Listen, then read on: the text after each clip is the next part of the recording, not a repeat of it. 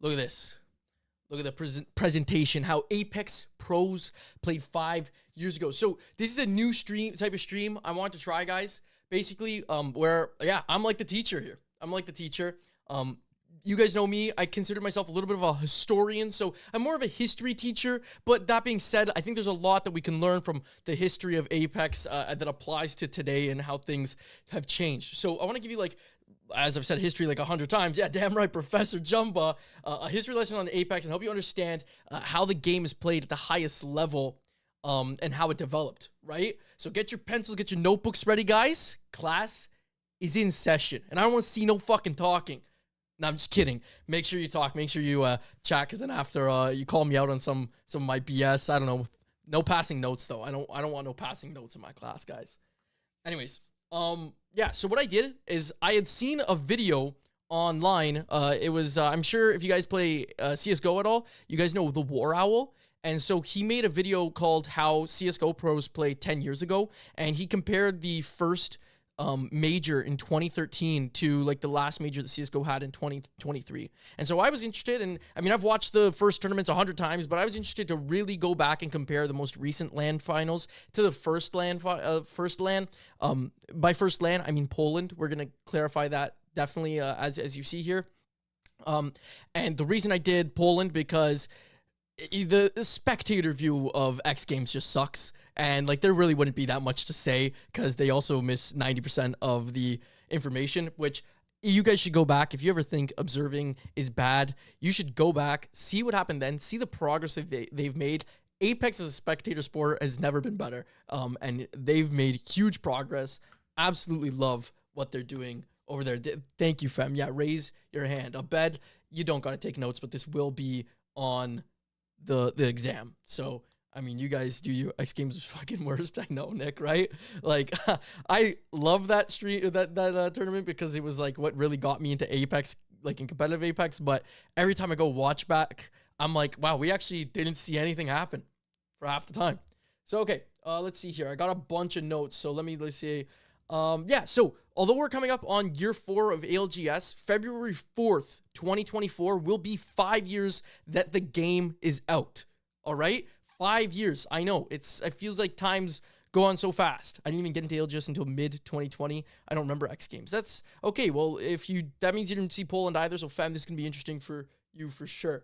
And so I compared like the two tournaments to answer one big question, which is, what would happen if we sent current pro teams now back 5 years ago and played in that tournament? What do we think it would look like? And the other question would be is, how has Apex developed as a competitive esport? What else here? So competition has been happening since the game's release with kill races. There was Q-sniping scrims. I don't know if you guys knew this before. There was no custom lobbies when Apex released. So the ways that teams used to practice until custom lobbies were made is they would go onto like a dead server, like by dead server, like a time of the day where no one would be playing something like Southpaw, right? And they would all queue up at the exact same time, and they would try to Q-snipe each other, and they would have like 40 teams do it, and you would typically have like an A lobby, which would be if like 17, 18 teams got into the lobby, and then you'd have like another lobby which maybe like only 10 teams got into, because maybe I said 40 teams, but there'd usually only be like 27 teams or something. Absolutely read those. Yeah, right, Jay? I know. Only started watching Apex during year 2, so I never had to watch X Games or year 1. Awesome, Zella. We're going to go through a lot of like that gameplay. Merry early Christmas, Sug. We missed you last stream. Hope your trip in Japan is going amazing. Thanks for stopping by. Appreciate it. Yeah. So let's get here. So there was also, though, before X Games, there was one tournament before that. Not tournament. It's kind of like a pro series. It was the Face It Pro Series. All right. Now, real quick, I want to ask you guys, can you take a guess who you think won the first week of Face It Pro Series? I promise it's the most obvious answer. Who you think won the first week? What do you guys think?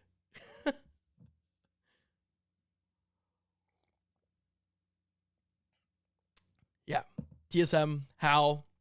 That's right. It was Hal Alberlele and T-Hump at the time. Reps wasn't there yet, but yep, it was them. TSM been winning since day one.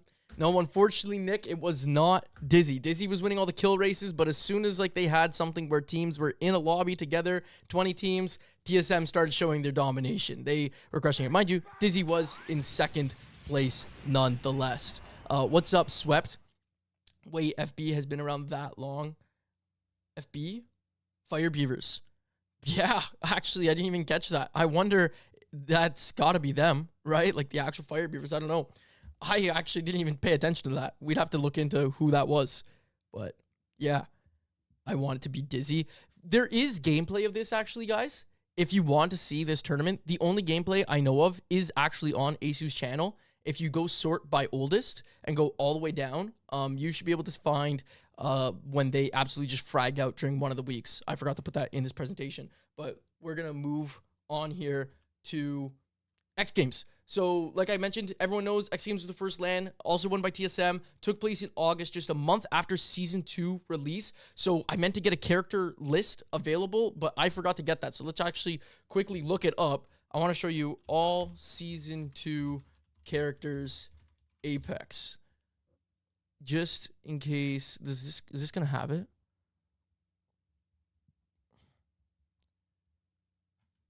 Let me see if I can pull this up real quick. Apex Legends, Legend List, but this is going to give us all of them. Okay, this will show us here. Liquipedia will show us here. Display. Nope, that's the wrong display. Mind you, this works, but here we are. So you'll see here, these are the base starting characters. These were also, like Caustic Mirage also came on drop, and then you had Octane and you had Watson, and that was your character list.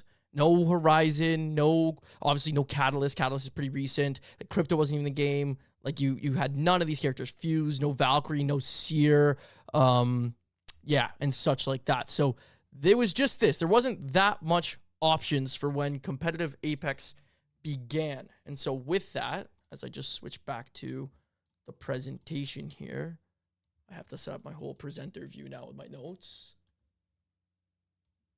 Let's watch. So with that, there wasn't much that kind of like you were able to accomplish outside of a zone meta. This is Nicewig, not Nicewig. Snipe Down. I meant to say Snipe Down because of the two controller players. Funny enough, it is a zone meta, but I just wanted to kind of throw this in here. It was really, really interesting to look at this. The Snipe is actually talking about an edge playstyle. For winning may not add up. You could drop 15 kills in a game and end up beating out the first place team. And we are fortunately doing a bit of both so far. But we're going to keep up our intensity and keep up our. So he's talking about an edge playstyle, but no one played that. Like there was like a brief instances where Sentinels would play it, but no one played the edge playstyle for the most part. It was all zone here in Apex. And so let's just go straight to the Poland preseason invitational, the first LAN that was considered an ALGS LAN.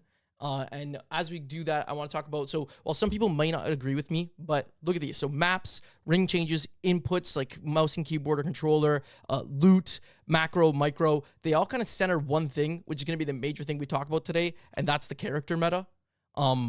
That's the way I see it. I find, like, I'm not saying that character meta is the starting point for all these things. I'm saying all these things kind of branch out from character meta, right? Or they have a direct influence on it. So every time like there's new things to ring changes, typically we're seeing new characters come in. If there's a new map, the characters that we play are different for that. How teams are using macro and fighting strategies from micro. If you don't know the difference of those, macro is like your big overall big picture plan. Micro is like your in the moment kind of like decisions around fighting. That's like very basic description of it, but like all that stuff changes. I feel, in my opinion, is mostly branches out from character meta. Snipe is looking submissive and breedable. You guys are so horny for Snipe. He's a handsome dude. I say it every time I see him. I wish I had his beard. How's it going, Max? How you doing? Do you know anything about... not sure. Muhammad, not sure. Haven't heard about that. I know there's a lot of cheating drama going around. And we'll touch upon that maybe at the end of the stream. My guy has the same hair 3 years later. I mean, if you think about it, Snipe, I mean, yeah, he's got a great hairline, but at the same time, Snipe Down, what is he now? Like 28? Is Snipe on 30? So he might have been like 27-ish there, or 25-ish there when that came out. Regardless, nonetheless, you know, he's at an age where he's not changing all too much. He's 32, so he's like 28, right? So that being said, now that we're done our horniness for Snipe, so the first era of Apex meta, one that I feel people look back on quite often with rose-tinted glasses. I don't think it's as good as a lot of people like to think.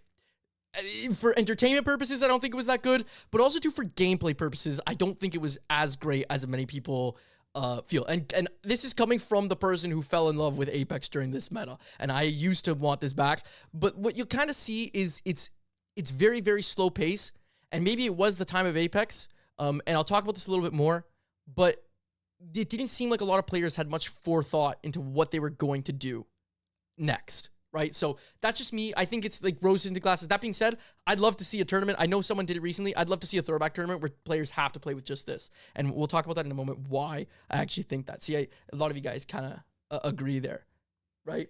So let's break down the first era, because I'm going to break down everything by character meta eras. Wraith, Pathfinder, Watson era. So first thing I hope you notice in this gameplay that we're going to have here. Let me just lower the volume one sec. Tries to, oh boy. Instant Wraith Q, 15-second grapple. I know. Always wanted that throwback tournament. I know, it'd be really good. I think it'd be really entertaining. So the first thing you guys should notice about Poland preseason invitational is we're on World's Edge. Or not World's Edge, we're on Kings Canyon.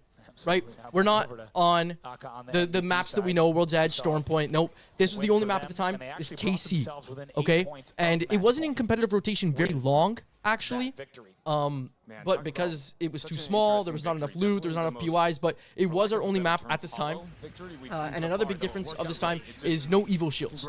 And you didn't also spawn with a shield. So if you see what everyone has in their, like you see, we're looking at Zach, Monsoon, and Lou right now with FlyQuest. They're sitting there with 2 whites and a purple. The only way to get better shield was to fight in a disadvantaged state, beat someone, and then take their shield, or was to find one by just looting around. Yeah, gonna talk about that as well, Zeller. Gonna get to that as well. I just want to lower this a little bit more. Maybe I should just lower my headset. I'll just lower my headset. This way it doesn't affect much for you guys. There we go.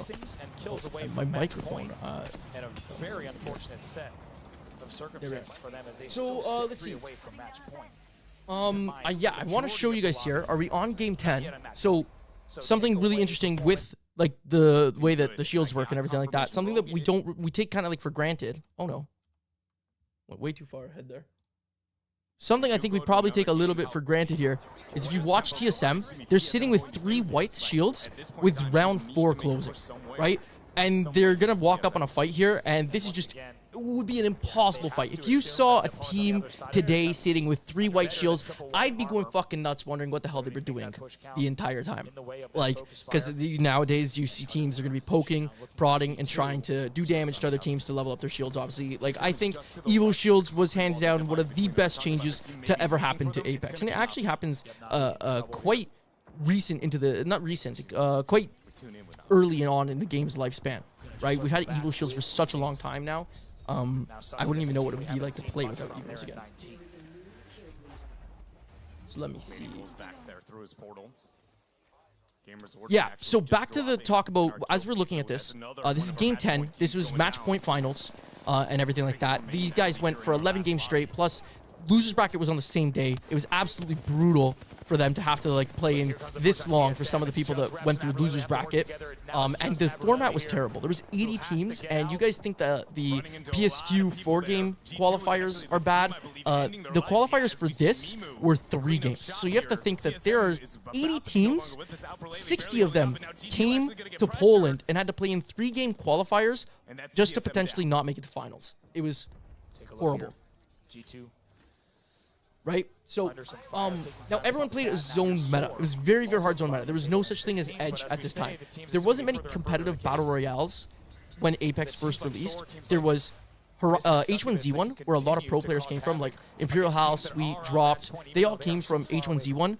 Fortnite was pretty big and competitive, like around the time of X Games, so a few months before Poland. Fortnite just had their World Cup event, and then there was PUBG. And in all those games, everyone played Zone. They didn't really have any sort of possibility to play Edge, which I'm going to obviously touch on a little bit later, because of the fact that there wasn't really character abilities like there is in Apex that allows for that sort of Edge style play that evolved here, right?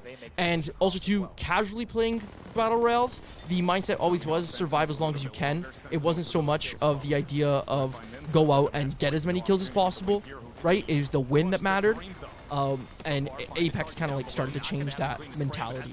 But because of that, in the early days, the casual thinking, the pro thinking in other games and everything, everyone just kind of played Zone. And what I want to show you here, I'm going to skip to game 11 that you kind of see. Now, there's no map view I can show you, but look at the Zone as we get information. Pay attention to the top right corner or top left corner here, and look at what all the teams do, and they kind of just chill the entire game. As long as they're inside a circle at some area, they just kind of sit there as long as they can, and they don't really have much sort of forethought into what their next plan is, other than just finding out how can they stay in the zone, right? Yeah, that's kind of like the only way they play. Hey, Mama Wig, how you doing? Love you. Merry Christmas. And tell Wig I say Merry Christmas as well. Everyone, again, say happy birthday to, Merry Christmas to Mama Wig. Looking extra skinny there. Yeah, it's a long time ago, fam. Zom's my boy. Everything like that. Appreciate you hanging out, Nick, a little bit. Yeah, shout out Booga for real. But let's look at this. I want to talk about, so today we have teams, Edge. Yeah, so let's go over a little bit of character meta a little bit more, right? So we have Wraith, Wattson, Pathfinder, Wraith. So Wattson was the best defensive legend, and her fences to lock down buildings. No, so she was the best defensive legend with her fences to lock down buildings, or then even secure areas in the open. Like, look, every time we're looking at one of these teams here, we're seeing tons of Wattson fences, no matter where they are in the map. It created presence so teams wouldn't push you, but it also slowed down the ability to be able to push you, right? Because how are you going to walk through any of those fences, obviously? On top of that, she had her ult, which provided shield, and at this time it gave unlimited shield. It never ran out, and then obviously there's the capability of stopping grenades that are being thrown at you. But enough.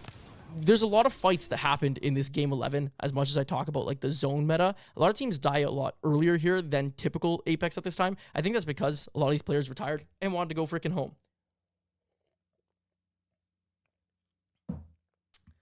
So Wraith at the time was the all-around best character in the game for, especially being your fragger. Her tactical, as Suganami was mentioning earlier, was an instant Q, so it made it for the best, ability to do entry damage, where you can get in, do some entry damage, get out. On top of that, there was also, where are we here? Her ult for rotating into zones was the safest way to get teams in without taking a lot of damage, right? Because she could drop her portal, had massive distance. It's a little bit similar to what it is today, but it was huge distance. And then it just got you into positions where no one would take damage running in there. It was, plus, she would get like a crazy speed boost when she used her ult and her tactical ability at the same time. So, yeah, Wraith was just all around the best character in the game. And in a zone meta where you wanted to do whatever you can to just get to save points, that's why she was so key. And then there was Pathfinder. Zeller, thank you for dropping the follow. Appreciate it. Meta seems way easier to watch, like Gibby Caustic meta, unlike now, everything's chaos. So, Zeller, it's easier to watch in terms of visually. But you're gonna see in a moment the way that like the later circles kind of happen. Everything really happens at once because all the teams are typically alive in the final circles. So it's kind of harder to follow for the sense that everyone's just dying all at once. And I guess that kind of happens today a little bit, but it was a lot more prevalent back in this era with so many more teams being alive in final zones. Then, yeah, Pathfinder was the second best character for fragging out, gave the ability to get height for the team and some rotation due to zip lines. But the most valuable asset of Pathfinder, which I'm going to be talking about a lot throughout the stream, is ring consoles. Pathfinder at the time was the only character that can hit a ring console and get zone information. And that was absolutely crucial. In this meta, especially where everyone was only playing zone, it was even more important to have a character with a ring console, or a beacon, as they were called at this time, because you wanted to be able to nail that final zone as early as possible and get there as soon as possible. At least that's what they did. Madness Wig Noko is a throwback. P20 being viable is laughable now. I know that was the Season 2 hammer points for you, and even Alternator was a little bit viable here, but in terms of gun meta, because it was M and K, Nice Wig and Snipe Down were the only controller players, and at the time it was actually seen as a big disadvantage due to the movement. And so because of that, the most prominent guns here were the Longbow, the Peacekeeper, the EVA 8, the R301, the Wingman, the R99, the G7. Even with the Disruptor Alternator, the R99 I find is used still more often, and that's the way I used to play the game as well. So, yeah. What was the last thing here? Yeah, so that's actually most of the points here. Is it possible Apex has a movie/series, in my opinion? I definitely think they could. The lore is pretty deep and pretty good, that it would definitely be possible to have something like that. Let's go. Yeah. Okay. Here. There's definitely something I missed here.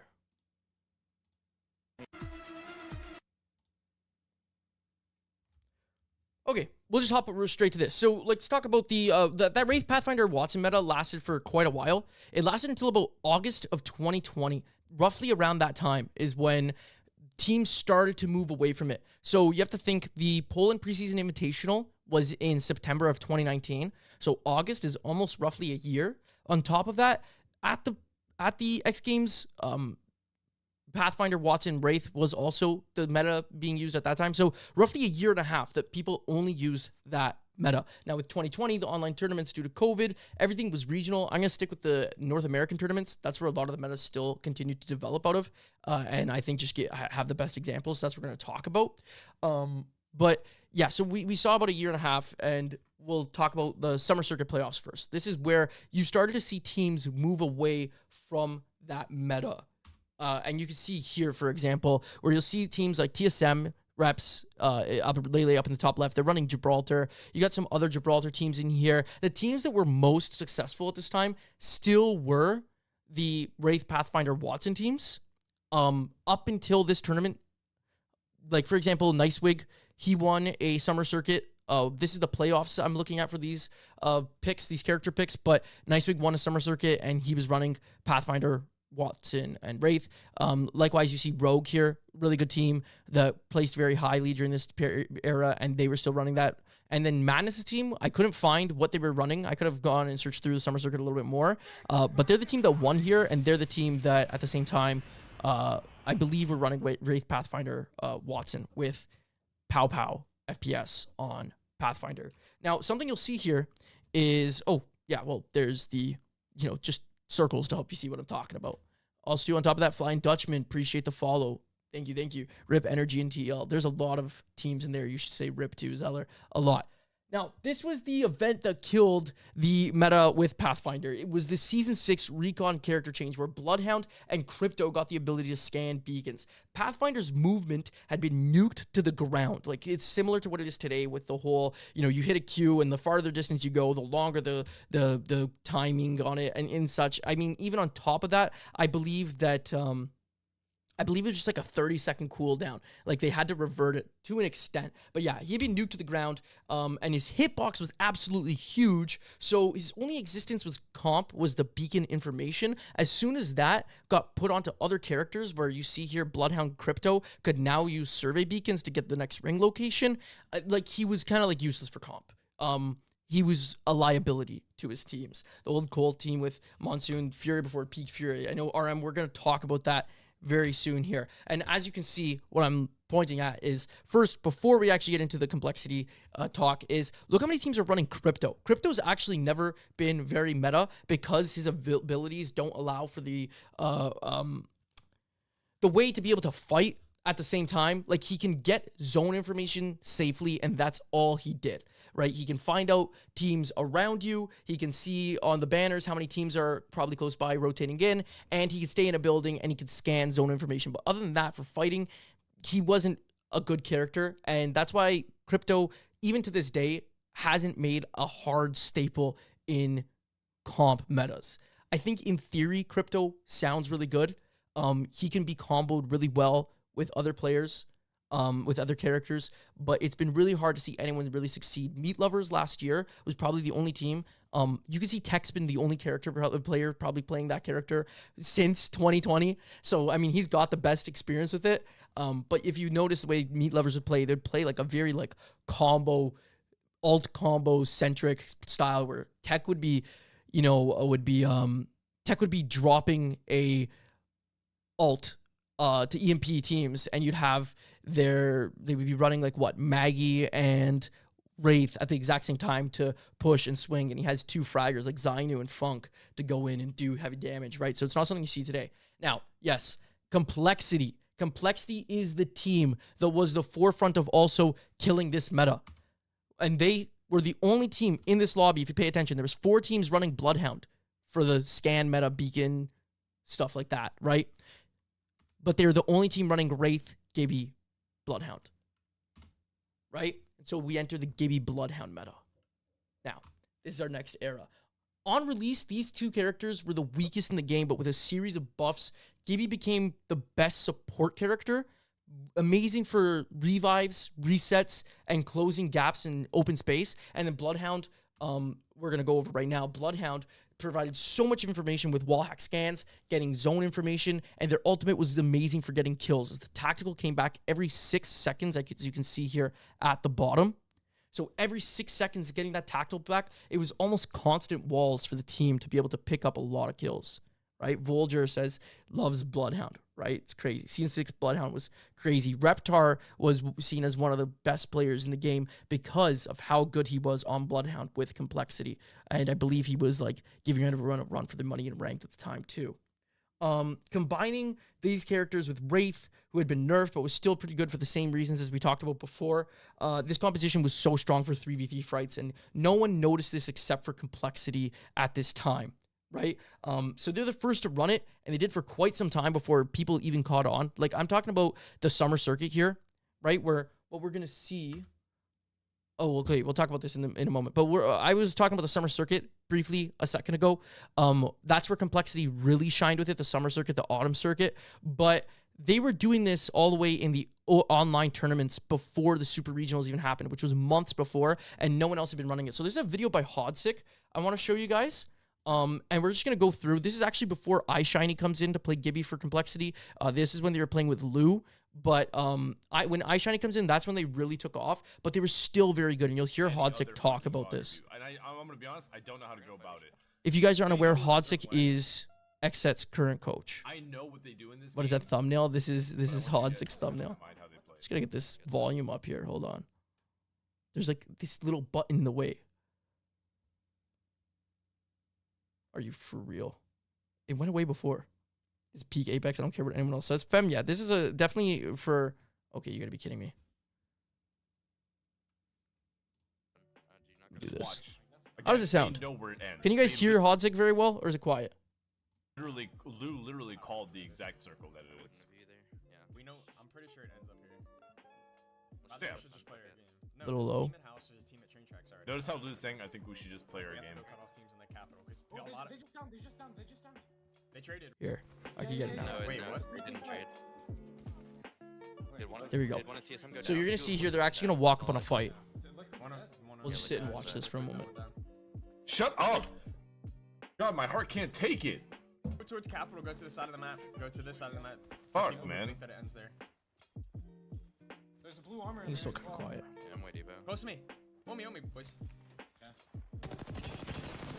I broke your bolter. 1 HP on Jin. 1 HP on Jin. I'm ulting. Yep. Yeah. I'm pushing in. I don't know, I just... I'm finish hitting. You guys gotta chill. Gun. Nice. Wraith, there's one. Wraith, there's one. I hit her one. I hit her 100 white Evo. I'm going out. The end, Watson, crack two.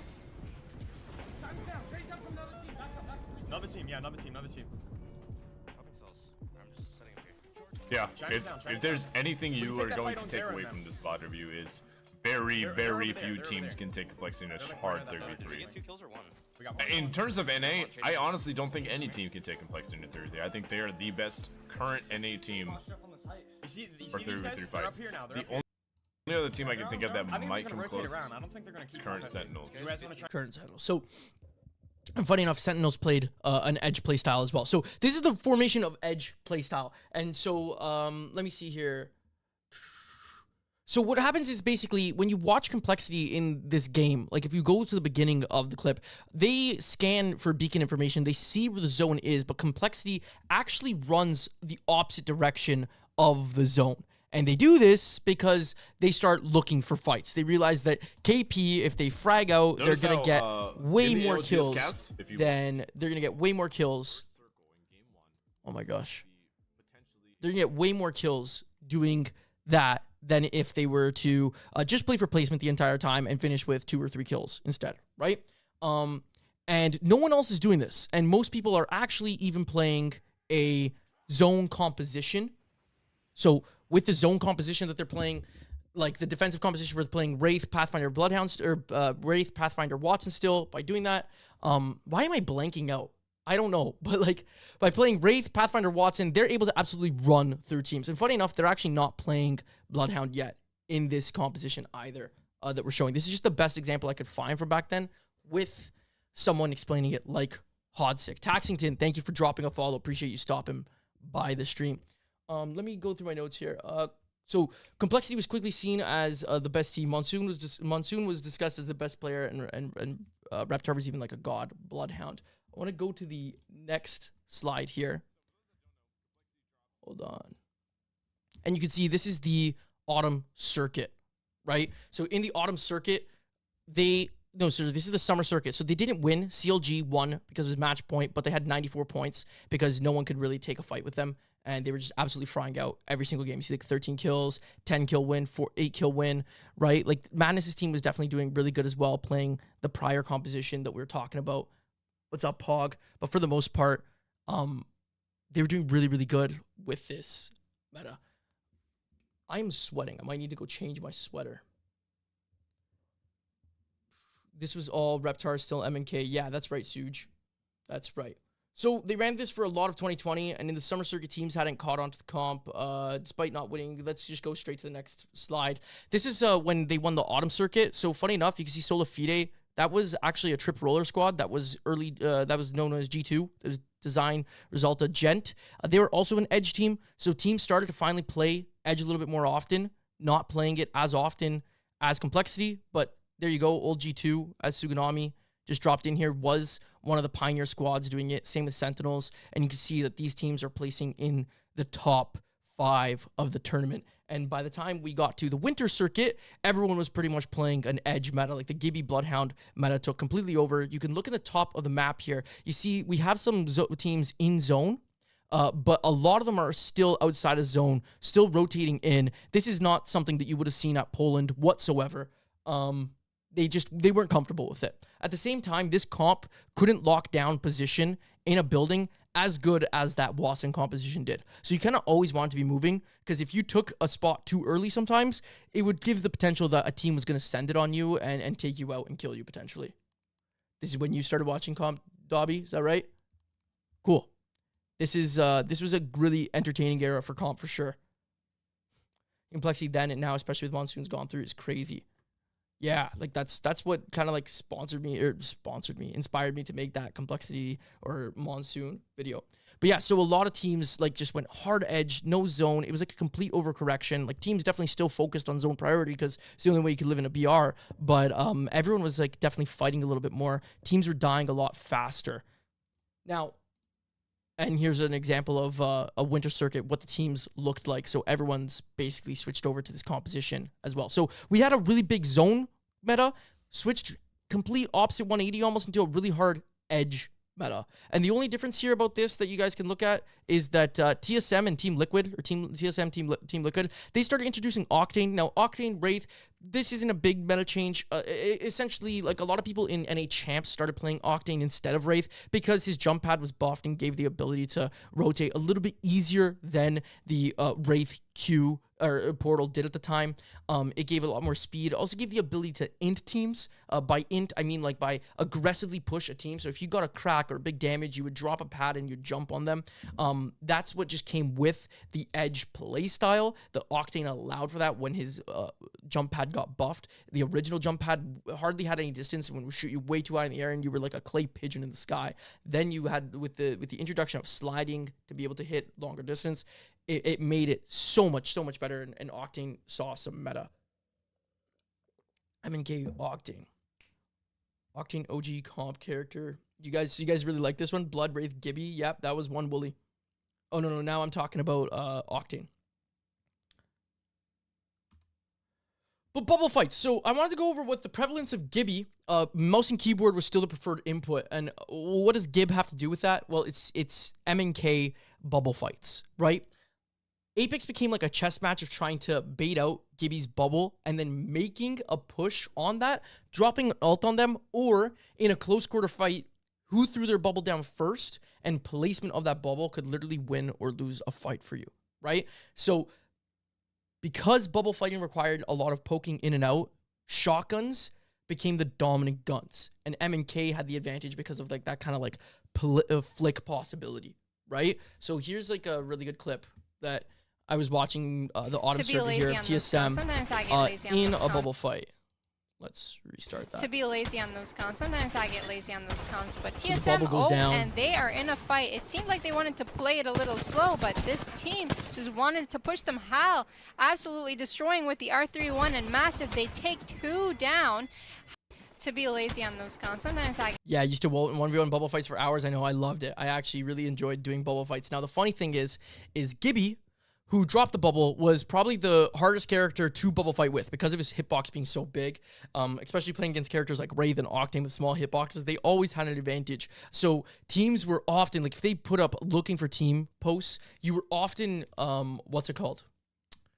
if they're putting up looking for team posts, the most often thing they were looking for was a good Gibby. Everyone was looking for demon Gibbies. That was like the main ask. You know, today they're always asking for controller players. They were always asking for M&K good Gibbies at the time. I remember Alb being one of the best Gibbies of that era. He was really, really good. PK or Master for bubble fights. All around, I've always been a person who just likes the PK, so I might be a little bit biased towards the PK, but realistically, the Mastiff having a little bit of like the horizontal bullets could make it a little bit better for bubble fights, in my opinion, because the horizontal spread, the way that it worked. Joy-Con Drift Mystic, is that you on an ult? Just kidding. Appreciate you stopping by the stream and dropping a follow, Joy-Con. Appreciate you. Reps hands down was the best Gibby player. Yeah, like dude was also awesome. Obviously, you can see with the success they had. But best, I don't know if I'd say best, because this is definitely, well, TSM had success at NA Champs, but appreciate that, Joy-Con.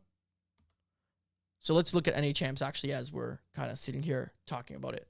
This is probably where Reps had the best performance in terms of his play on Gibraltar. Common kits you'll see here as we're talking about this gun meta is G7 or a sniper, and G7 or a sniper and Mastiff, right? That is like the main play. As we do say that, G7 Peacekeeper. That is literally what people played with the entire time at Champs. Because shotguns was so important, you didn't see very many R99s or Prowlers or anything like that. In fact, R99 might have been in the care pack at this time. I could be mistaken, but R99 might have been in the care pack at this time. And then on top of that, there was, no, R9 was not in the care pack. There it is. You'd see someone running at R9, but the shotguns were so prevalent, and all the Gibbies were on G7s and snipers because they really do poke damage from far with the Gibby shield We've as talked well. about how they've struggled in endgame. We've talked about the statistics. Only a 9% conversion rate of top 10 to wins in the group stage. In the chat. But who cares about those statistics, Dan? If they manage to win this game, get onto match point, and most importantly, win the... So this is game 9 of Champs. One thing I want to show you guys. Something. Lou was so cold on Gibby. Lou was pretty cracked on Gibby, yeah. Thing with Reps is that Gibby was either to initiate a fight or reactionary team. Yeah, I'm trying to think. I'm trying to think back about Reps as Gibby. Like, he was obviously... Like, for example, like, you know, when they recruited Verholst later on, they wanted to recruit a good Gibby, and reps chose to stay on Gibby rather than doing that, which was a huge call because Gibby falls out of the meta at that era, right? But what's up, Casual? Casual, I always call you Dev. What's up, Dev? No problem. Appreciate you AFKing and listening. So something funny about the champs is, remember how I was talking about everyone was dying because of edge meta? This was still very much like that edge meta, but in these games, no one wanted to die. And I think it was because of some nerves. Yeah, there's a lot of money on the line, $265,000 first place prize. It was like a $780,000 prize pool, right? For context, a summer circuit, an autumn circuit, and winter circuit, I think the most prize they had for a first place, highest paid prize was $48,000. And then the last big prize that teams competed in was the Poland preseason invitational with a $500,000 prize overall, right? So with that all being said, this was the first time there was some big money on the line, and there was a lot of teams that didn't compete in those early tournaments that were now in this tournament here. And so there was a lot of nerves going around that no one wanted to die. So despite this very edge-like meta, look at game one, guys. I'm going to skip through here, and you're going to see that... Hold on. Let's go back a little bit. We are in round two. Oh, this doesn't let me skip through very smoothly. Here. We're going to see that in round 4, if YouTube ever decides to work. All sharing a home. Phony's team on Rev. Yeah. That was going to be one thing I was going to point out. Yeah, the Phony's team was My Little Phony. They were running Rev here. They were. You're going to see round 4 closing. We're watching Energy right now. There is 19 squads and 54 players left in the lobby. On top of it, there was this lobby only loaded up with 59. One team loaded up with as a duo. Not just because the player crashed and they didn't restart. So only 5 players have died in that time, at the moment, which is absolutely freaking wild. Revtain era, yeah, Phony brought Revtain into... This is Revtain era, and Phony brought Revtain into comp. I don't believe they did very well, unfortunately, at the NA Champs, but they tried to bring Revtain into comp and run it, and they played Edge on it. There's some gameplay of them a little bit earlier. And there's not much cover in this building. They're currently in residence, and there are going to be a lot of teams heading into their location now as this next circle closes. They are going to be hot under the collar and need to be on top of things. I wanted to show when the fights all start going down. A lot of trolls around, and they all third party who will take advantage of it.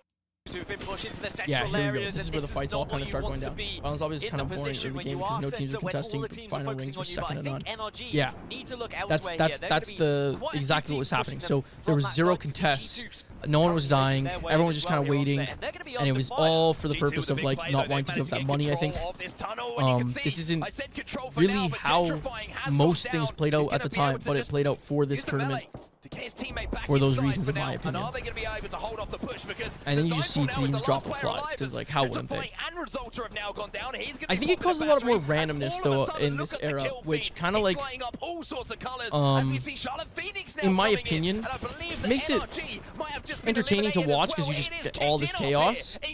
But sometimes teams get a little screwed over because it's like you just might get sent on in third party. And I mean, that's Apex for you in general, but a lot less that you can control in your favor. What happened to Resulta? I don't know. Can anyone answer that? What did happen to Resulta? Resulta, is he not still competing? I thought he was. Definitely played anchor role. Yeah. Eel fragment zone. Yeah. But let's see. He just streams now? Oh, I didn't know that. I guess that makes sense though. I can't think of even what team he would have been on. He did play in LCQ if you remember correctly, but I haven't heard since. Yeah, well, that early G2 team like was absolutely beloved by the community. One of the first and only triple roller teams of that era when, you know, trip MK teams were more prevalent and they were also seen as the more dominant, right? So this tournament ended up being won by Kungurna in match 9 on match point, and this kind of lends us to, oh, this is actually a clip I'm going to stick on. This lends us to our next meta era that we started to get, which is Gibby Caustic Valk. Now, they were the best team of the day. They were in 8th before they ended up winning. But the most dominant team were C9, TSM, who were still Gib, Bloodhound, Octane. Like, this is the tournament in game 3 is when Snipe Down has the whole axe kill, as you guys can see in the little kind of thing down there at the bottom. Like the little thumbnail there. Yeah, this is where Snipe Down had the axe play, and playing from Edge, C9 went absolutely nuclear in this tournament and had the most points. And this was when they had knocked, and they dropped knock after champs, and they picked up Albert, and there was a lot of controversy because they did so well. And realistically, that team kind of hasn't fully recovered ever since. A lot of those players, other than Noct, who went on to go play with Optic, obviously, right? Let's see, many teams. So many teams didn't run Valk because. So just go back to Congerna. They won on Gibby, Caustic, Valk, and many teams didn't want to run Valk at this time because of literally this right here.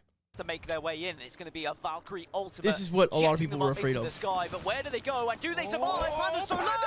And he goes down. This is massive. I think people put a little bit too much weight into this happening. They had no other choice. But yeah, there was a Madness lot goes of fear of ripping Valk ults, getting shot out of the air, and just ending your game. So they tried to rotate in a little bit different ways. What's up, Kek9? He's a content creator. Appreciate you. Your name makes me laugh.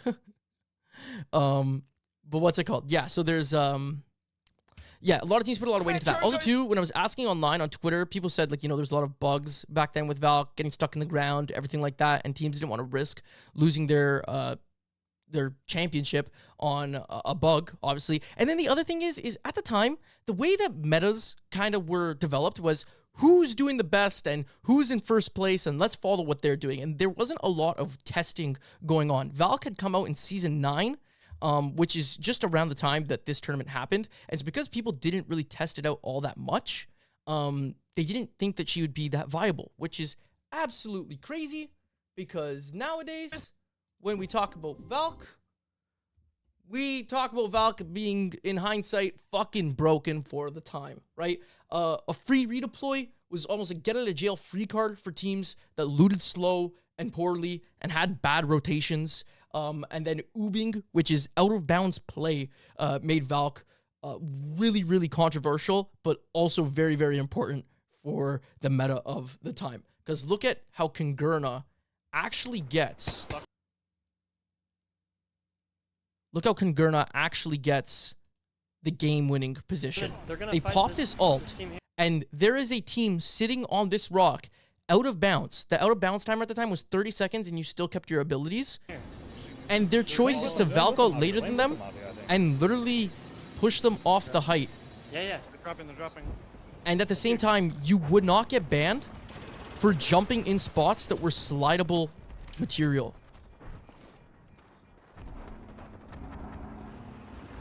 Oh my god, Yeah. I'm falling. 100%? In the bubble. I believe so. I believe 100%. Like, I right. love him, 4 seconds. I'm trying to remember. Show me. It was yeah, Gibby. Right when Yeah. Right when you can, throw down. I think you're on point there, Suganami. I think we need to But go this is how they got game-winning position. left and From this clear that. position here, they're able to fight. They're able to take on everyone, and it was all because they were able to get that oob play and push these teams out of this area and fight them, because teams weren't expecting it, because they just didn't think about the idea that someone was going to come from the sky on them like that at such speed. Mandy, RPR teams are EU champs. They used Valk. They won. Yeah, it was definitely something that helped them win at that time, because she was definitely really broken. And people didn't really realize that. It still took them 2 to 3 seasons to bring them out. Yeah, we're going to talk about that, Wooly. It's actually literally the next points, because this enters us into the Gibby Valk Caustic era, which was popularized by these 3 guys right here, actually, not Congerna, who won. It was Optic Gaming with Skittles, Duplex, and Noct. And that's because after the Year 1 champs in the Split 1 regular season of Pro League, Gibby Caustic Valk actually didn't get run that often. No one was really using the character inside of comp. The meta was kind of all over the place. Nothing that really stuck. In fact, like the NA Split 1 playoffs was won by TSM, who was Wraith, Valk, and Gibraltar for the game win. So it was, things were developing, but these guys popularized that playstyle. If you're, Verhulst, are you just correcting me saying the name wrong, or it was because it Verhulst like that? I didn't mean to.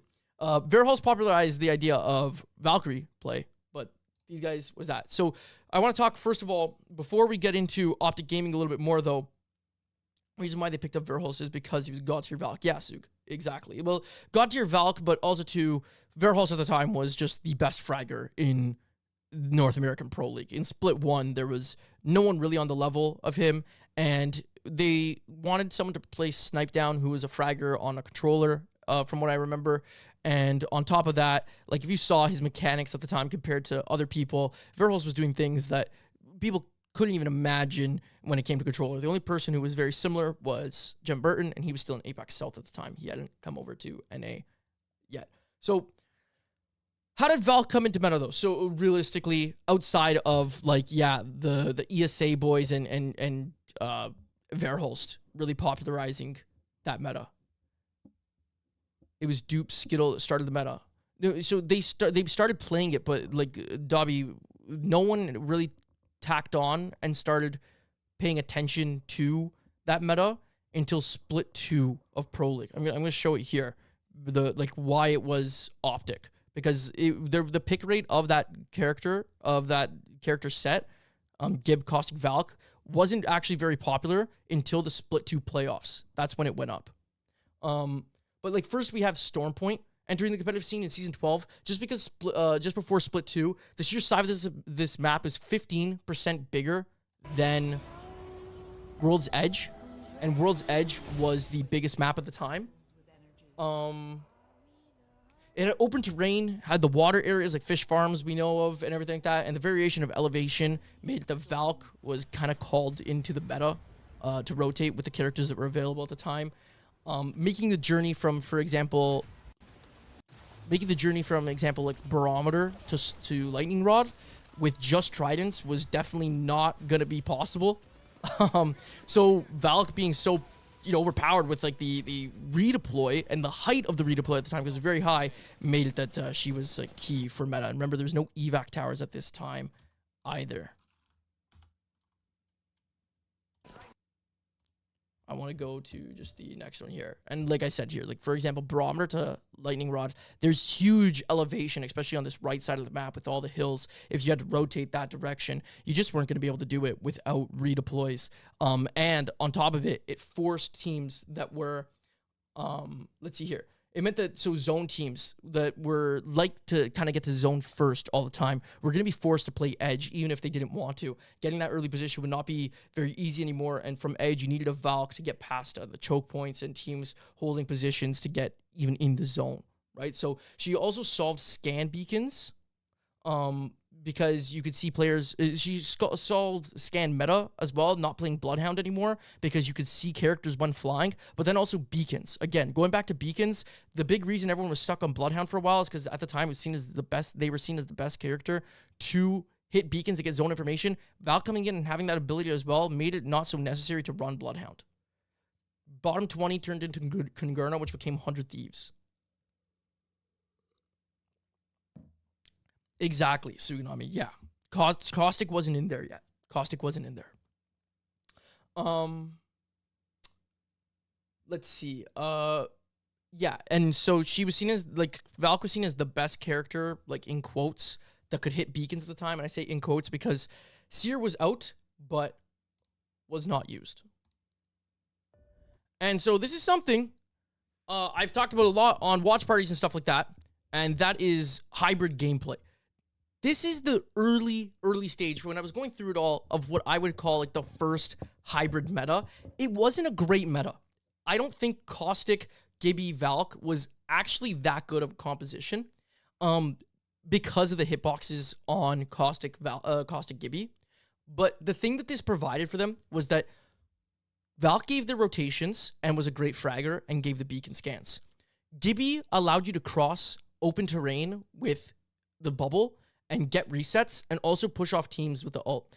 And then Caustic was the best defensive legend in the game at the time that was able to lock down buildings and were able to prevent people from pushing you. The gas ended up doing a lot of damage at this time, and it no longer slowed down your teammates, so you were able to walk in it, right? And so that created for this, sort of, I guess, peace of mind that players had, that if they needed to play zone, they could play zone. if they needed to travel a long distance and get into play edge, they could play edge. And so it was the first era of that hybrid gameplay. I think it was still very much a zone composition because Caustic had so little movement, and same with Gibby. But like if you didn't have a Valk ult, you were 9 times out of 10 probably dead. If you had to, especially get through a wide gap, you know, you'd throw your Gibby bubble down to kind of save yourself some time, but you were just running, sliding, and jumping and hoping you didn't get fried. But yeah, that's what I'd say. I think it was still a zone composition, but it was early hybrid gameplay. And yeah, like I said, I have this tweet here. I'm not going to show it right now. I'm not going to pull it up, but basically I asked on Twitter, like, you know, who would you associate teams with? And everyone says ESA. And the reason why, if you watched the stream that I did with Jayhawk and Zephyr, where we were talking about, you know, greatest moments, everything like that, Zephyr brought up this day that I actually wasn't aware about. So I went to go look into it a little bit more. This is when ESA won 4 days back to back. Was the first day of Split 1 Pro League. Split 1 Pro League. Split 2 Pro League. Okay? Sorry, not Split 2. And they won 4 games back to back and dropped 123 points. It was ridiculous. And it was because of their mastery of this composition. To an extent, on Stormpoint, funny enough, they didn't run Caustic. I'll show you guys. But real quick, Joy-Con says, why run Caustic over Watson? Watson at the time had been nerfed. Her ult didn't... I think her ult was temporary, and it didn't... yeah, it would like blow up, and it wasn't very good in terms of giving you shield economy anymore. There was also nerfs to the fences, if I'm not wrong, so they didn't do as much damage and as much slow anymore. And Caustic's ult ability of being able to throw it down would be able to zone teams out of certain positions or push them off certain positions. And it was an aggressive ult, so it allowed people to fight a little bit better than Watson would. He would give you the abilities in a 3v3 to have a little bit more damage output as opposed to Watson. So, yeah. Caustic counter teams playing inside bubble. That's another good point, Tsunami. Yeah, I forgot about that. You know, if you had a bubble, you could drop the Caustic ult inside, and it would prevent teams that have to push out and force a bubble fight or force a rotate, and it would kind of drop them. So, and definitely another thing. For Wooly on YT, the first 100 Thieves roster still had Vayne, who went into BR Demons and replaced Vaxilon. Yes, that is right. Yeah. Story time with Jumbo. What's up? Is Gades? What's up, Gades? So let's look at this. I'm going to show you, this is some gameplay that they have here. Turn the volume up. This is a really good end game to show you some of the strength that they had with playing this. It's probably not the best example, but it's one of the ones I could find from this day where they were so dominant, and how they kind of clean up these squads playing this composition. Casuals trying to find an opportunity to go off to the flank onto ESA, who are just continuously poking, but with the zone closing in right behind them, they have to give up that zone soon. They have to give up this ground shortly. And this is really, really tough for ESA because it seems like they're going to be forced to fight casuals. And you don't want that to happen. The one thing that I think would deter them, though, is an advance from Skittle Cakes and maybe some of the Caustic barrels. It's going to be so difficult to push a Caustic team, and this is what they're trying to do. Force this engagement on their terms. They're going to either have to go around that and fight the other team, forcing ESA to be the third party. It's a beautiful ult from Skittle Cakes. You're damned if you do, you're damned if you don't. And right now, we're just trying to see how the Caustic barrel's pushing them down, even though they're in the open area, it prevents teams from pushing them. And they take the low ground, which might sound crazy, but doing that forces the other two teams to fight because they don't have a Caustic. Because a Caustic counters a Caustic, in a sense. And they come through, and they get the kills and clean up. And so the interesting thing is on Stormpoint,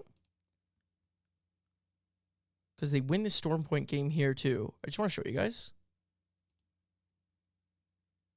It makes me kind of like think like they also didn't fully believe in this meta.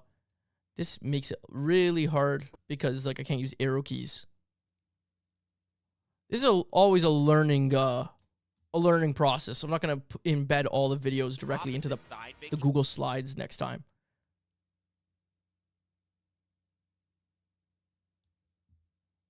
But it was that pull away to the north. This is highlights.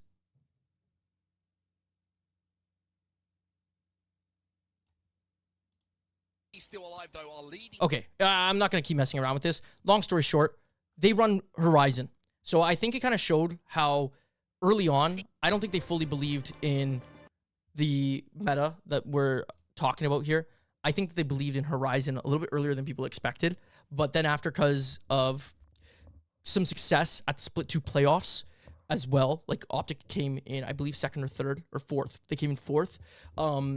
Using that composition, and then on top of it, Reignite or Dark Zero, they won the Split 2 playoffs using that composition. I think a lot of teams started saying, like, hey, this is the composition we need to be running on both maps. And then for the championship final, everyone is pretty much running Wraith, or not Wraith, everyone's pretty much running Valk, Caustic, Gibby, with the exception of one team, right? With the exception of one team. And we're going to talk about that. Again, well, hold on, wait. So, yeah, also too, like, there's other teams like TSM Energy adopted this comp after doing bad at LAN without Caustic, Gibby, Valk. And then there was always picks like Horizon in the mix. And despite winning champs, because Dark Zero also won champs with this composition, it started to get picked apart in the same fashion as the Wraith, Pathfinder, Watson comp from Complexity. It got picked apart by Furia with Horizon, Seer, Valk. And I think it goes to show why I say that it was very much more a zone meta, because it was a defensive meta that composition built. And once you have a really, really aggressive composition come into the mix, those defensive metas where you have to play in a building can't hold up, right? And that's what we saw with Furia. Let's actually skip this. I'm not going to go through too much of the finals gameplay. I want to just go straight into this. So as we're talking about Furia, got a little Watson up here in the top as he, you guys can't see my cursor, I noticed now. But anyways, you see Watson up in the top here, hiding behind little, what's it called? Head, Seer's head and such. And, you know, because how does it go, right? You know, everyone's most hated meta here. They couldn't live without the wall hacks. And so where did it bring them? Back to the fucking wall hacks. Damn right. And all that information. So basically, there's a laundry list of Seer abilities that no one paid attention to and slept on. Like, if you guys remember when Seer dropped on release, he was probably the most broken character in Apex. I don't think that there's been a character that has released that has been more overpowered than OG Seer. Correct me if I'm wrong. I think Seer was the worst.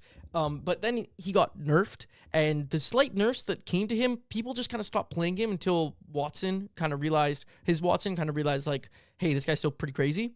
So you guys have heard this all before, but, you know, 100% constant wall hacks. See the character outline through the wall, see HP, it would flashbang, it would stop heals, it would stop any ability. His ult was a massive area of effect wall hack, and then you guys... like I said, I've heard that all before, but he got kind of reworked for the Split 2 playoffs, where he would freeze and disable abilities for 8 seconds, and I think they thought that was a nerf, but realistically, it was just a rework that was also still pretty crazy.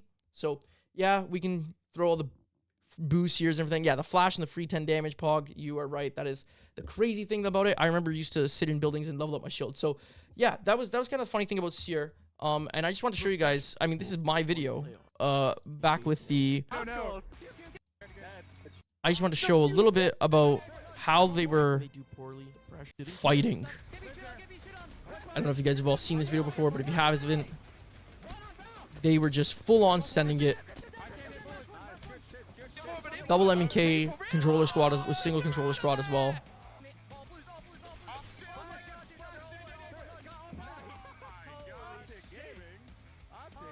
Oh my god!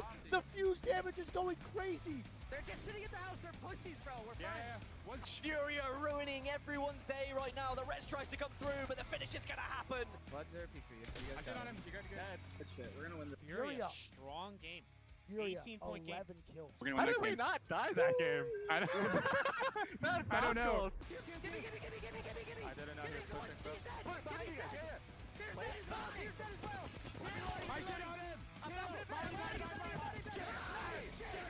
Oh boy.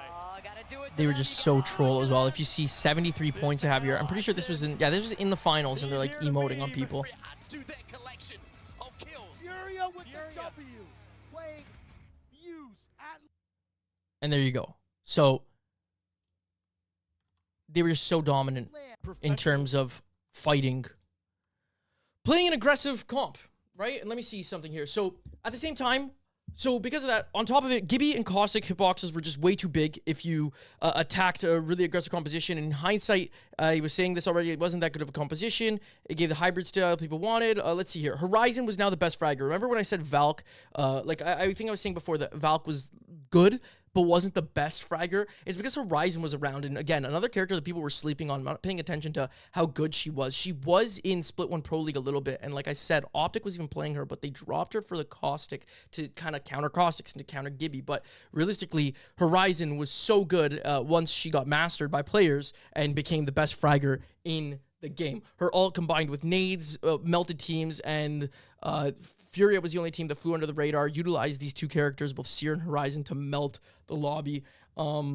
Everyone was like playing like a battle royale, whereas it looked like they were playing a team deathmatch. That's why the concept, as I think Jayhawk had said it in that previous stream that we were doing, where he said the concept of having two winners, maybe it was Zephyr that said it, but the concept of having two winners in a LAN became because of Furia and because of what they did at this LAN here, right?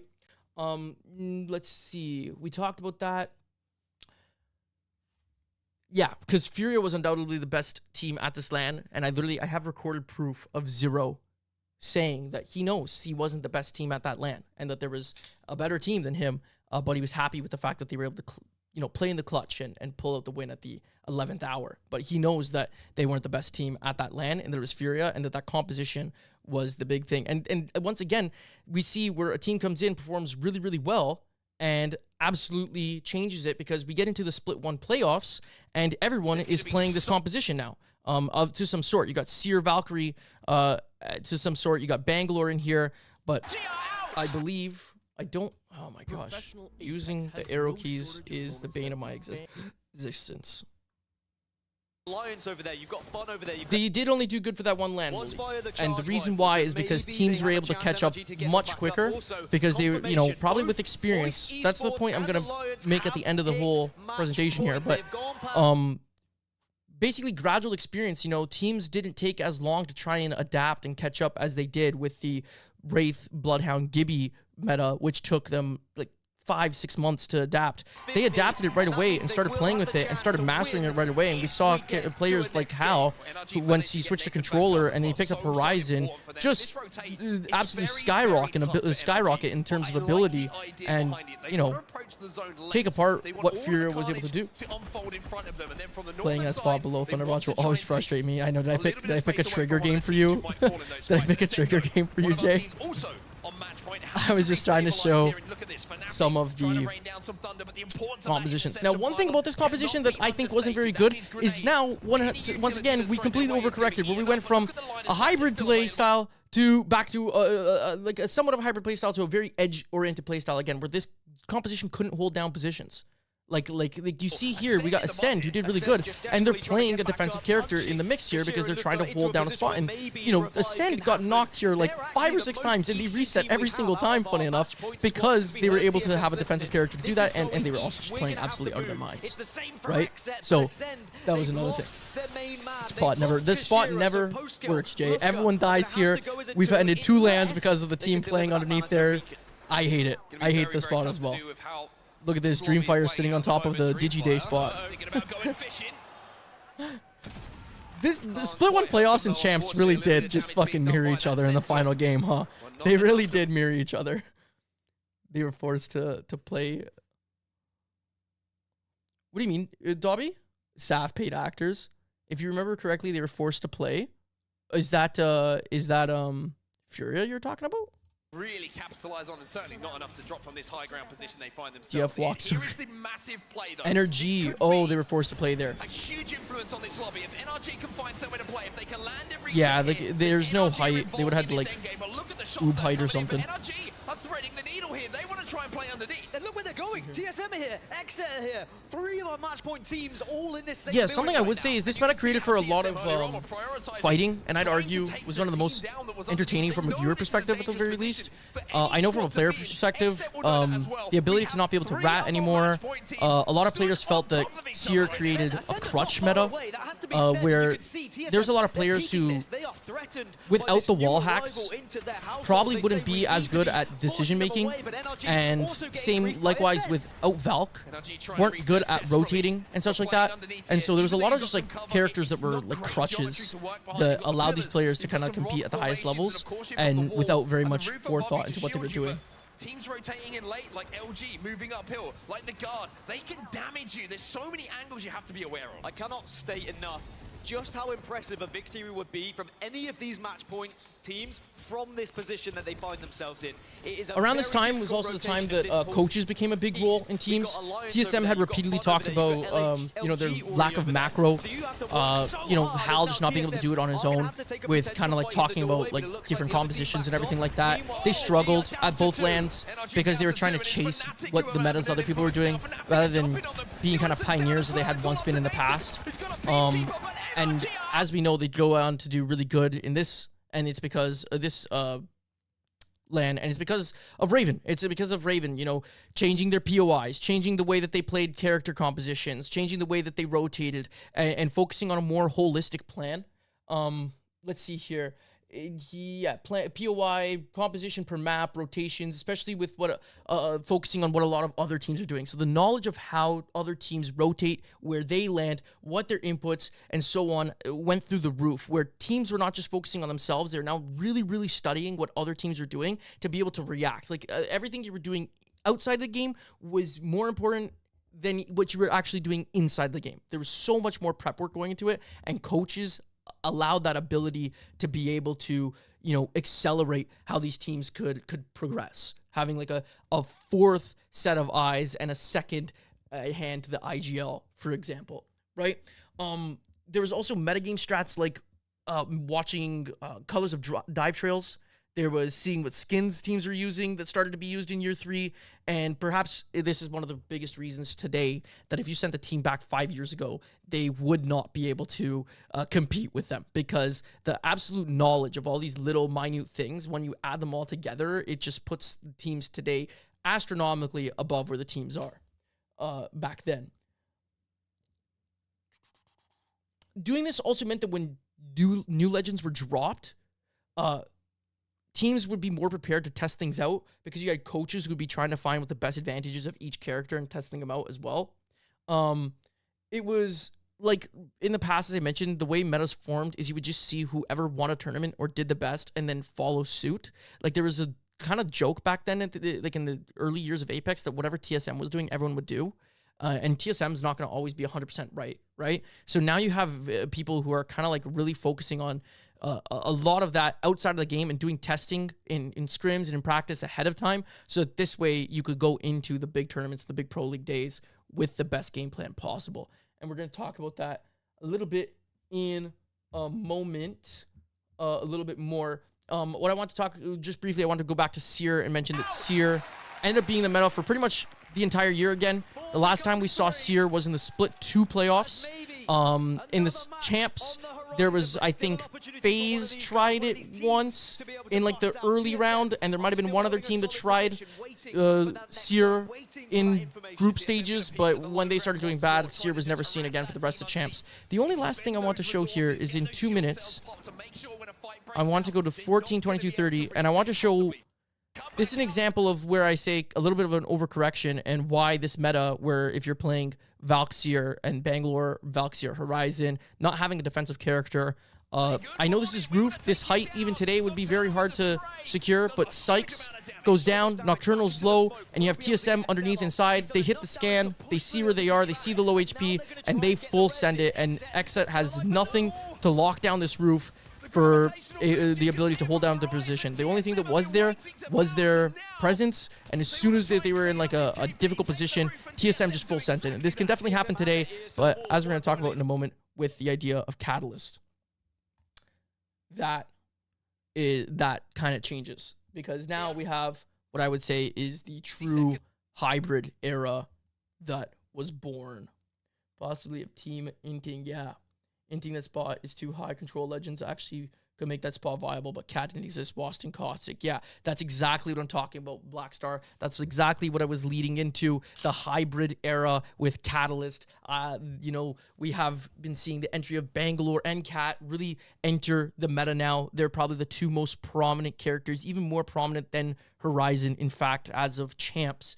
I've been mentioning early hybrid throughout, and so this is to get really into what I mean by hybrid. It's not simply when a zone team, you're a zone team or an edge team. It's when you could do both on the fly depending on where the zone will be. So all macro game plans now are built around flexibility. If you look back at everything we've talked about, this is what I feel Apex has kind of been building to, where the game isn't so lopsided to one playstyle. And why? Well, for starters, when you guys hear me talk about in watch parties that I can't predict zones anymore. You guys hear that? All you guys are here for every single watch party, and I'm always complaining, I used to be able to predict zones and I can't anymore. Well, that's because around Season 16, roughly, when there was the class changes with controller, legends, and everything like that came in, there was something that happened to zones that became much more unpredictable. That's why you hear about all the drama around the coaches and the analysts being in the mines and such, because there's different changes to zones coming up every single update. Essentially, new zones are being taken out, new zones are being put in, and it's just become a lot more unpredictable. Back in the day, it was very, very easy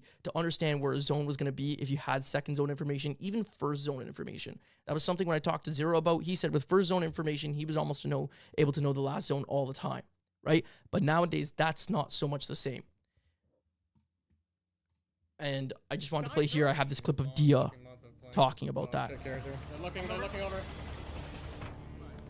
Please. Real quick. Where is this team right next to them? What is the team right next to them doing? There's a 3-man right next to Forget them. about They were switching back and forth from forget about all different this and POIs how and we're raging. off to You just a want to see what Dia significantly says. worse start. Something else about Season 16 that's changed up. Rings have been really different, especially those end zones. And the conversation that I had with Raven all the way at the start of the split, their game plan relied a lot on rotations. ESM's rotations have been what's really hurting them. In fact, don't worry too much about that. Just focus on the point that what we want to see that we were talking about there is zones being unpredictable. This is before. Hi there, Zipier. This is before Season 16. Hal explaining how to predict zones. So they see how this circle's like this big circle. Imagine it's first circle, right? And then second circle pulls south. It will probably start to keep pulling south in that one direction the entire game. So like I'm assuming that this zone keeps going here where we're at because it pulled south second zone. That's usually the most most of the zones here in Stormpoint. How they work. Yeah, it's basically where the first and second circle touch. That's basically where zone you can most of the time end at, you know, or near it. It just depends on the zone, Penguin. Like if like let's say the edge where the first and second circle meet is on like unplayable territory, then it'll probably pull towards the center. You know what I'm saying? It just depends what the area is and where the first and second circle meet. Yeah, we just stay here, I think. Next pull is probably gonna end like right here, like probably at this island or some shit. Pretty sure. Ooh. Yeah, I think we just keep the. Dr. Viva, appreciate the follow. Thank you. So like you see that linear pull, that doesn't happen anymore. It's so much more different now than back in the day. Now you see a lot of zones as they pull south, they can bounce back north, they can bounce back west, they can bounce back east. It's all over the place. What do you think about using, I'm confused on and don't know, KF on 4-3 linear, no dead zone? Yeah, I've been seeing that Yua, like I've been seeing kind of the stuff on there. I haven't tested it out myself, unfortunately, so I actually don't really have a full opinion on it. I also haven't listened too much deep into what they were talking about with like the no dead zone Steam thing. I don't even know if it's allowed. I don't know if it's like a config type thing that you have to do, or if it's just you have to do it through Steam. But regardless of the fact, I don't actually have an opinion, unfortunately, because I haven't tried it out myself. Predicting zones in exercise trade, you can know a specific spot that's playable and viable endgame, but more than likely a few teams are aware of this. Yeah, exactly, Blackstar. But that's why there's sometimes a race to certain spots. There's definitely certain zones where players know they can hold it out. There's also, I don't think a zone really I don't think spot in zone ever guarantees you a win. There's sometimes a spot in zone that might guarantee you like a top 5, top 3, but not a win. Definitely not gonna happen. The high ground. Let's go to this next That's one though. for the ones who I want to quickly go to this. This is a great clip that Timmy shows of how zones have changed to what you have to do now to figure out map. This is B. How a zone works. So sorry, middle map of like the actual map is A. Then you find middle of this, the first zone is B. Once you do that, then the pretty much the like other side, that like going from A to B is how you get C, which is like kind of like this. Is it goes off the like the order, the edge of the map. That's C. So you use C later to get you use C later. Center of this circle, that ring 2 is D, and then this length right here to this length is the same. Love you. And that's how you find E over here. To get EF is you use this right here, this exact same amount, to go like the same parallel as over there, and then you just bring it down now to make a tangent to now get G, and then that's how you do this. What the fuck does that even mean? And that's how we all feel about that. That is all how we feel about that. We have no fucking idea what that meant. If that's how we gotta be predicting fucking zones here, I don't know how these guys are doing it. Like, at least that's how I feel about that. Anyways, for that purpose, teams need more flexibility because they do not want to be stuck in a position where they can't predict a zone and they're sitting there with their protractors out trying to figure out where the zone is going to pull. And so teams, they did 4 things happened that kind of caused for this flexibility and this new comp play style that happened. So first was Seer was finally nerfed out of meta. Like we mentioned, not until champs at the Split 2 playoffs, he was very still much a part of the meta. But by champs, he wasn't really played at all. Let's just go straight to next. Evac Towers. Evac Towers and subsequent nerfs to Valk, her jet thrusters, so that she can't fly around and be as evasive in the air very much. And then the ultimate, was lowered, made that the introduction of Evac Towers removed Valk from the meta. She wasn't as necessary anymore. Next was the class changes with Season 16. Recon characters now scanned beacons, which gave player location information. Very good for edge teams nonetheless. And you can use, if you see where all the teams are located, you can figure out, hey, that's where zone is potentially going to pull. It has happened before where a lot of teams went to a location and sat in that area because they thought a zone was going to pull there, and they used player beacon information to get there, and it's been the wrong zone. It pulls completely the opposite way. So it's not 100%. Zone information is still more important, but people have done that. And now controller characters like Gibraltar, right? Yeah, Gibraltar, Caustic, Watson. No, not Gibraltar, but Watson, Caustic. Why am I blanking out here? Catalyst. They are characters that now can hit ring consoles and get zone information. So that switch made it that like those scan characters that used to be played a lot because they were recon based are not being played as much, and instead Catalyst became what I would argue is the best hybrid character in the game, right? It completely changed the game in regards to rotation, strength of understanding the map in general. Notice how often teams get their vac towers shot down. Yeah, 100%. But people still rely on evac towers a lot. That's why they'll even carry multiple evac towers, and I've seen teams lately, what they're doing is they'll drop 2 evac towers at once if they need to. And then there's the rise of controller players. If one thing would crush players 5 years ago, it's the talent and mechanical skill of every player. But controller has made up-close fights, getting one-clipped, much more common thing in Apex. And while I definitely think aim assist may be overtuned, one thing I want to be clear is that the top 0.1% of controller players today are immensely better than the top 0.1% controller players back then. And I know this is a very controversial subject. I know everyone hates the idea of multiple inputs, but the same thing goes for M&K players. The quality of M&K players today is better than M&K players 5 years ago. So if nothing else that we've talked about, the mechanical skill of these players is that much better, right? And yeah, like I'm including even players that existed 5 years ago, right? So a 2023 design full is way better than a 2020 design full, or a 2023 gent is way better than a 2020 gent. There's some players I can think. Remember when it was just old wig and snipe and people thought roller was hard? I know that's what we're talking about at the beginning, right, Pog? Some teams will pop 2 evacs to make sure they can get in this. Yeah, exactly, Blackstar. That's exactly it. Yeah, so what we're kind of saying here.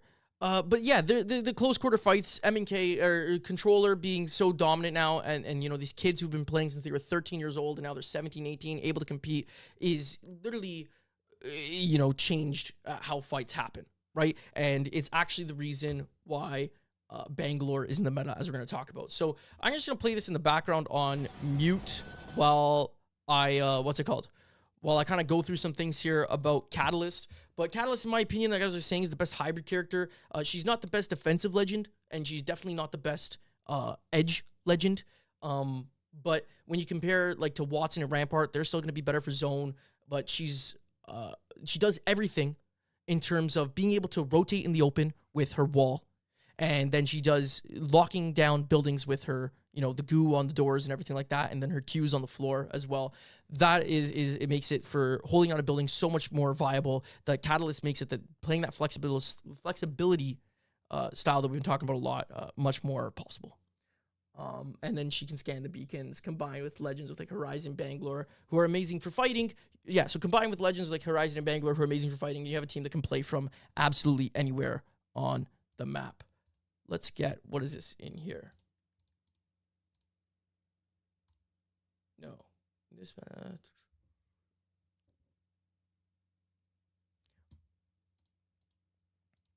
okay. And so another thing I want to mention with the hybrid playstyle is that nowadays teams are fighting for position.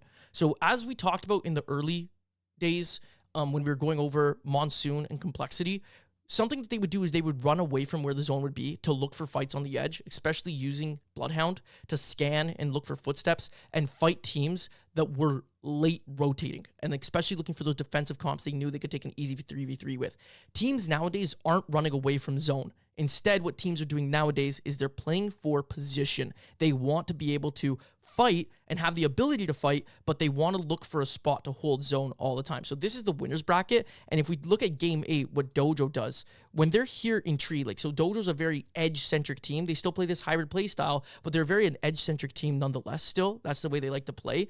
And you see that they play from Thermal Station, very edge-oriented POI, and they take their time to rotate. But when they get over to Tree, for example, right? In their comms here, just got to get past the entire pause.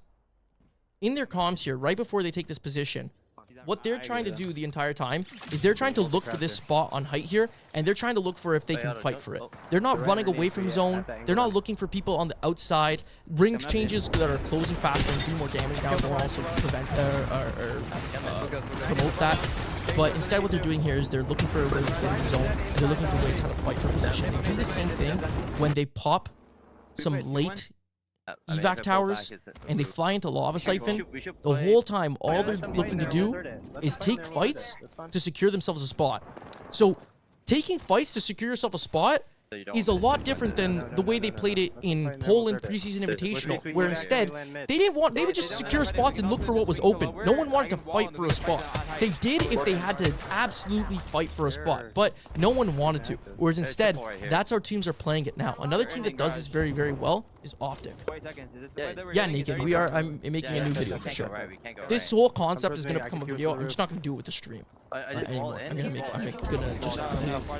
want to test the concept. Let's put it that way. MK would be more fun to watch for sure. Maybe you can find anything open too. Nonetheless, like, yeah, MK has a little bit more player expression. I still enjoy watching Apex Legends. I don't find it that bad to watch. And actually, I shouldn't even say that bad to watch. I find it really good to watch. I'm on the side where I don't agree too much with everyone saying MK will make this game significantly tougher. I appreciate that tag. Yeah, just, you know, hang wherever the best is for you. What was I going to say as well? Yeah, so, okay, I'm just going to go through pick rates at the most recent champs and split 2 playoffs, but something I want to mention here, and it's funny enough, it's a shout out to Jayhawk, who's still hanging out, and such, and it's that if you guys go back to his X-Set video that he did earlier on the year, he explains the term cohesion, and everything I've been talking about with this hybrid playstyle really, I think, extends off the idea of cohesion that Jay breaks down in that video, of teams having a composition, for the set, teams having a composition, having a rotation plan, having a POI that they land at, everything they do all works together, right? It's everyone's on the same page about that as well as how it works. And so you have this cohesive play style where a lot of teams didn't have in the past, where they were kind of playing very impulsively or following what other people did. And they were playing from POIs where, for example, a character like Caustic wouldn't benefit them, right? So a lot of teams would do bad unless you were a team like Optic, who was landing at mill, that would get tons of loot and have tridents to rotate and have the ability to get into the positions they want, right? And that would work for them. And so nowadays, there is still a lot of versatility with compositions. For example, we see Blackhand running Watson from Landslide, right? And the reason they do that is because Watson gives shield economy. They're not going to run a character that can't give them that shield economy. Like, they don't run Horizon, for example, because it doesn't provide them as much ability and cohesion that Watson does from that POI. Right? But for most POIs, the Horizon, Catalyst, Bangalore comp, up until Champs, was giving that level of cohesion wherever you dropped and wherever you played from, right? So that, I think, is actually the really, really big thing that has happened with this hybrid playstyle now. And I think that's the really interesting thing that was really developed out of Apex Legends, is that we saw a lot of kind of like small things that have gradually grown over the time of Apex, that started all the way back in day one with hard zone meta, switching to a hard edge meta, switching into more of like what would look like hybrid metas. And then we got into what today I think is like the most versatile hybrid meta we kind of have. And that comes at the hands of Catalyst. It's really, really kind of interesting. So really interested to see how it develops in the future, if nerfs are going to come, if nerfs are going to shake this up. I don't know if we'll ever see something that is like one lopsided zone or edge meta ever again. I think that we'll always see something where teams are going to be trying to play as flexible as possible so that they're not ever caught out in a position where they can't win a game. I want to give you a perfect example, and that's NRG's performance at the Split 2 playoffs. A big reason that they probably didn't do very good is because they didn't practice leading up to the Split 2 playoffs. But another reason they didn't do very good is because they were running Rampart, which was hard zone comp on World's Edge. And they didn't have, there was the beacon changes that happened where they didn't get the beacon spawn rates as often. And so they blamed, hey, we didn't get beacon spawn rates that often, and we weren't prepared for that. Apex changing the game 2-3 weeks out before a major championship. But the thing is no other team would have struggled with that as much because they were playing compositions that gave them cohesion, gave them flexibility, and Rampart doesn't provide that flexibility. Rampart was something that was working a little bit in Pro League when stakes were on the line, but in the biggest situations, I think is not a great pick that you could be using, because as soon as NRG was in a position where they had to play from the edge, they couldn't get anything going because they were stuck with their hands in their pants, for lack of better terms. Blackstar, appreciate you coming over to hang out on YouTube now. That would be interesting. We'll have to see how that goes. Let's click on this and see. So these are the pick rates for Split 2 playoffs. So we see Cat, Horizon, Seer were the main ones. Seer was still in the meta for Split 2, but like this is probably like the most disparity between like, it's the same characters. Wait a minute. Cat, Bangalore, Seer, Horizon, yeah. Yeah, it's the same 4 characters being swapped out, but there's like disparity where it's like 17, 15, 12, 13. So this is definitely where we saw the most disparity at Split 2 playoffs. The champs, though,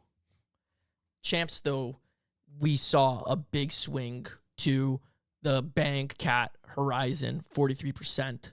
There was still a lot of characters being picked, a lot of variation than more than ever in the past, but the Bangalore Cat just kind of owned it. And Bangalore is in meta. This has been I've talked to pros about this. Bangalore's in meta for the sole purpose that it counters MNK, or it counters controller players. It like Bangalore obviously has the abilities to, you know, help rotates, help cut off sight lines. Ultimate helps for rotates, but it is a big reason the countering aim assist with the smokes is a big reason that Bangalore is in there. And Strafing Flame even told me that triple MNK squads wouldn't be able to survive right now without Bangalore. Cat, Conduit, Bangalore, Horizon are all current meta. Yeah, so I've been seeing some interesting things about Conduit. You know, I don't have too much discussion about the absolute current meta. Let me just do something real quick. I'm gonna pull up Twitter.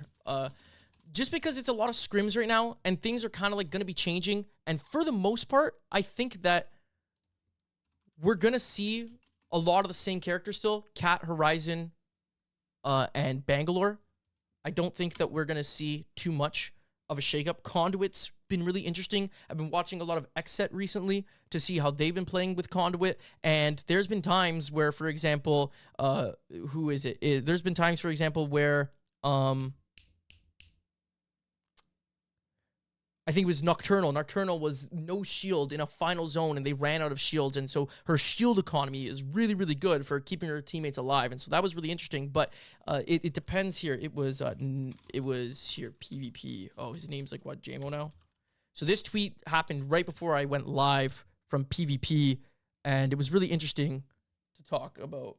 And I was going to bring it up on stream, and he says, how bad is EU trolling running Conduit as hard meta across the board? So today there was a tournament for EU, and a lot of people, 11 out of 20 teams were running Conduit, and a lot of teams here were running Conduit without Catalyst. And I'm assuming that the discussion, the thought process there is that although the Conduit ult doesn't block off sightlines as the Catalyst ult does, it does block bullets if you shoot the little nodes in the middle, and it also stops people from being able to walk through it with the stun. But the thing that he was saying here is there's a lot of these teams playing without ring console, and I don't think that will stick very long. I think that teams will revert back to Catalyst to have that ring console. It's something we're going to develop, but that's the conversation is mostly about, you're seeing now these teams that you can play very flexible, where you're having fraggers, and then you're having support players enter this meta now, and you're looking for ways to play both edge and zone all at the same time, and that's the only reason why Conduit's probably been able to enter with that ultimate ability that she has.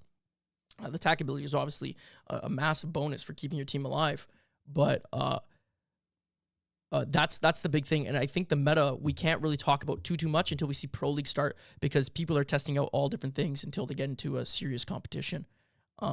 He says Conduit's really bad. There's Nasky firing back some shots. He says these are all the takes that PvP or JMO had, and things are a little different now. That's so unfair. If the other team gets guns and shields, her ult was completely underrated by every pro. Yeah, I'm sure everyone's testing it out though, and to see Conduit at the very least in EU played it this much, I'm sure we'll see Conduit used pretty consistently in Pro League. But we're going to have to continue seeing how Conduit develops and where this meta goes. I think the thing is we're going to be seeing a meta right now where you're going to see everyone play something a little bit different, not maybe a full lobby stacked on the same meta the way that we had back in the old days. But you're going to see still like 5 or 6 characters. So the characters you see on screen here, Conduit, Bangalore, Bloodhound, Horizon, Catalyst, those 5 characters. And Revenant. Revenant's been interesting to see some teams running there for the frag ability. I've been seeing, again, Xset, been watching a lot of them recently. Been seeing that kind of go down at scrims. Yeah. But that's the amazing thing, Blackstar, is that even after all this time, people still do underestimate abilities. However, again, I think that we will see how that unfolds in Pro League. I would probably not make too many calls on meta. Like, for example, I've been watching an Xset, and Koiful, for example, is playing every single different character. They got him Catalyst, they got him everything like that. And I'm kind of sure that when Pro League starts, Koiful's going to be on Horizon. Spoke to Nocturnal recently, and he even admits that Horizon is still pretty broken. So it's a character you're not going to want to remove from your comp too much. So we'll have to see. Should cook up more Ash comps E8 style. Yeah, attack for real. That was a good one. Didn't cover that one in this presentation today. That, I think, for the most part, is what